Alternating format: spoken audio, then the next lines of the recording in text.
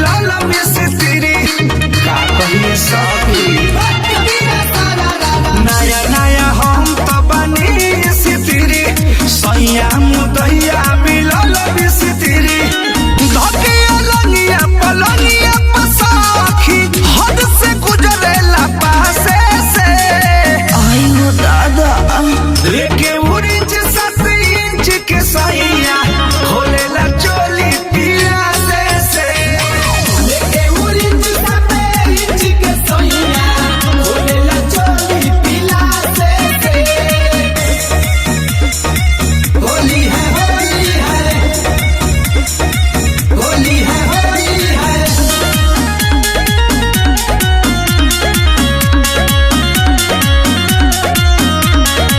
कमर के साइज के रखले बा फीता का जाने कहवा से सिखलस तरीका। लाले हरियर मिकस बोले के करेले देखी पातर कमरिया देख करेले ऊंचा पशु खा रंगेला ठुका पल परल बदमा से।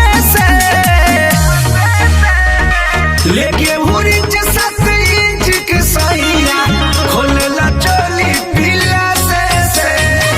लेके उरिंच 7 इंच के सैया खोलेला चोली पिला से।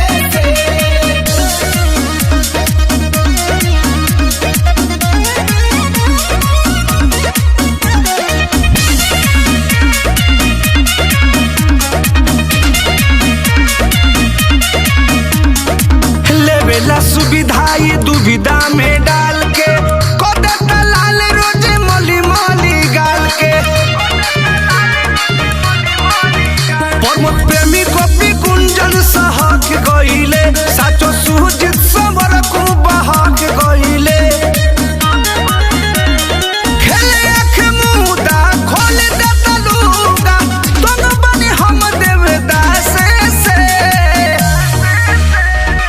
लेके उरिंच 7 इंच के सैया खोलेला चोली पिला से। लेके उरिंच 7 इंच के सैया खोलेला चोली पिला से। नोट की राशन डाल के ढीला कर